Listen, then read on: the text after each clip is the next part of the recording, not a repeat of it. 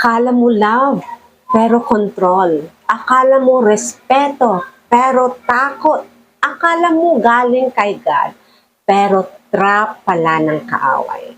Mga ka-real talk, ito ang mga demonic traps na ginamit para ma-stuck ka sa toxic relationships, pamilya, kaibigan, simbahan, at love life. Huwag kang paluko. Everyone, welcome to Marisol Templo Talks. This channel is all about real talk, current events, and everyday life, grounded in faith, family, and truth. Dito, open po tayong pag-usapan ang mga isyung may kabuluhan at makakatulong sa paghilom, pagbangon, at paglago natin sa totoong buhay. Hi mga ka-real talk, marami sa atin ang natatrap sa mga toxic at narcissistic relationships. Hindi lang sa love life, kundi pati sa pamilya, kaibigan, at maging sa loob ng simbahan. Opo. Pero alam mo ba, may mga demonic traps na ginagamit ng kaaway para dyan. Kaya today, pag-uusapan natin ang 7 demonic traps that keep Christians stuck in narcissistic relationships. Real talk ito, walang halong arte. Let's go. Number 1, misused honor trap. Sa pamilya po ito. Igalang mo ang magulang mo. Yes, tama po yan. Pero minsan, ginagamit ito ng magulang para abusuhin ka emotionally o kontrolin ka. That's not honor. That's manipulation. God never approved of abusive parenting. Ephesians 6 verse 4 says, "Do not provoke your children to anger." Hindi ka makasalanan kung minsan ay lalabanan mo ang ganitong toxicity, even from family. Ano po? Example lang po ito ha. Si Ana ay palaging sinisigawan at pinapahiya ng kanyang ina kapag hindi siya sumusunod agad sa kagustuhan nito. Kapag nagtatangkang magpaliwanag si Ana, sinasabi ng ina, "Wala kang karapatang magsalita ng ganyan sa magulang mo. Sabi sa Bible, igalang mo ako." So si Ana stays quiet for years thinking silence equals honor. Real talk po, pwede kang magpakita ng respeto at tumayo sa tama nang hindi lumalaban o nagiging bastos. Ang tunay na honor ay may truth, katotohanan at respect. Hindi takot. Ang pagmamahal ay hindi takot. Ano po? Ang pagmamahal ay dahil ayaw mong mapahiya, ayaw mong masaktan, o ayaw mong ma-dishonor ang kapamilya mo. Totoo po na dapat nating igalang ang ating mga magulang at totoo rin po na hindi tayo dapat hinahayaan na lang na kahit toxic na yung magulang natin ay pababayaan lang natin. Nasa tamang pakikipag-usap po yan, pagpapaliwanag at pagbibigay ng side mo bilang anak sa magulang. Ano po? Pero tandaan natin na igalang pa rin natin ang ating mga magulang. Kahit hindi nyo nagugustuhan yung ginagawa nyo, sinasabi sa inyo. Ang pagbibigay nyo ng pagpapaliwanag sa tamang paraan. Ipag-pray nyo higit sa lahat kasi may mga magulang din naman talagang sadyang matigas ang ulo at hindi makaintindi, no? Lalo na yung talagang walang pagkilala sa Panginoon at siguro dahil sa pinagmulan din ng pamilya, ganun. So, napapass on. So, ikaw bilang anak at nakakakilala sa Panginoon at bilang anak na may wastong pag-iisip at tamang puso na alam mo na mali yung ginagawa niya, huwag mo nang dagdagan pa, huwag mo nang labanan o pahiyain din yung magulang mo, no, na pinapahiya ka.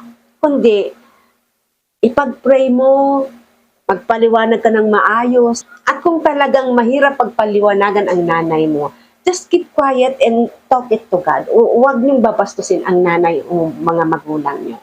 Huwag na huwag po.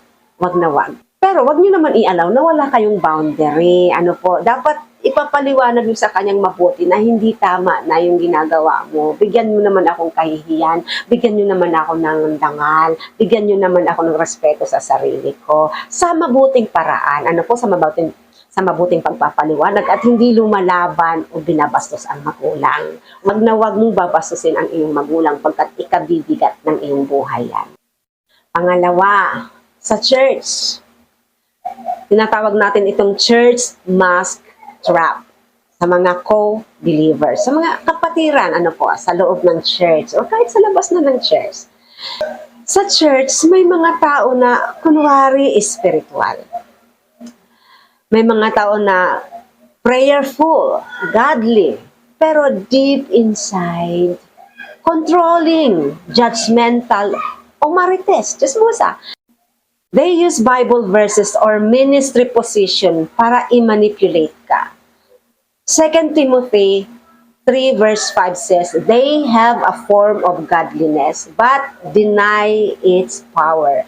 Have nothing to do with them. Maging wise ka. Hindi porke nasa simbahan, tama agad. No, maging wise ka. Use your discernment. No po. Example, sa isang church group, si Leader Musk ay magaling magsalita at mag-pray. Pero sa loob ng discipleship group, ginagamit niya ang Bible para manakot. Example, kapag di ka sumunod sa akin, mawawala ka sa covering ng Diyos. Isa yung form ng pananakot. He manipulates people into blindly obeying Him instead of following Jesus. So, may kilala kayong ganon sa loob ng church? No? Minamanipulate ka, tinatakot ka para sundin mo siya. Hindi ganon. Pangatlo, martyr complex trap. Friends or love life. Ano po? Sila na nga ang may ginawang masama, pero sila pa ang nagagalit. Sila pa ang feeling victim. Tapos ikaw, makokonsensya. This is emotional manipulation. Tandaan, ang tunay na Kristiyano hindi mapanisi. Hindi mo obligasyon i-fix lahat ng relasyon.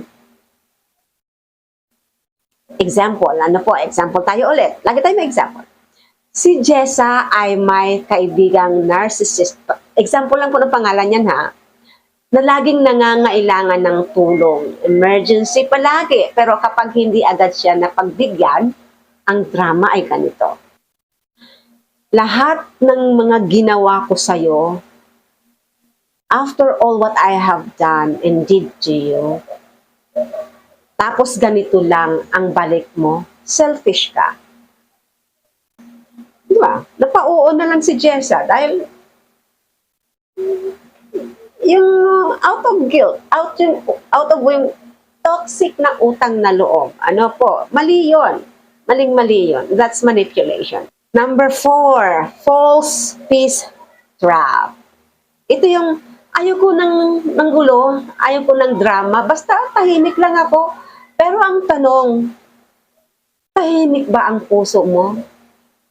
Minsan demonic trap ang pagiging silent kasi God wants us to speak truth in love. Hindi lahat ng peace ay from God. Some are just fear in disguise. Opo, it's just a fear in disguise.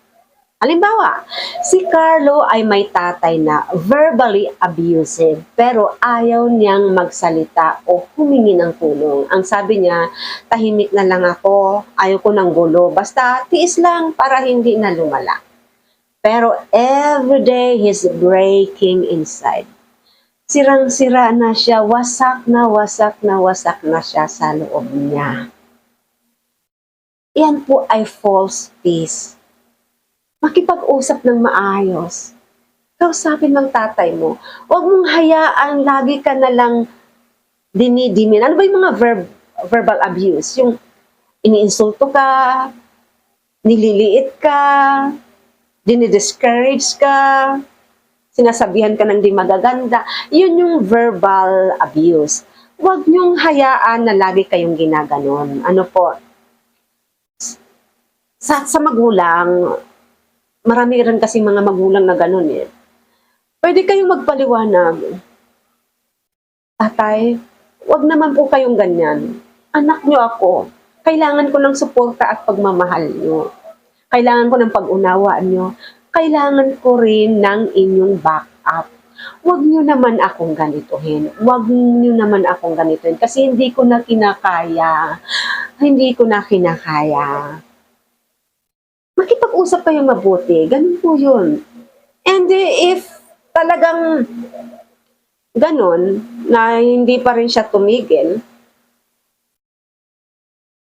nothing is impossible with God. Nothing is impossible with prayer.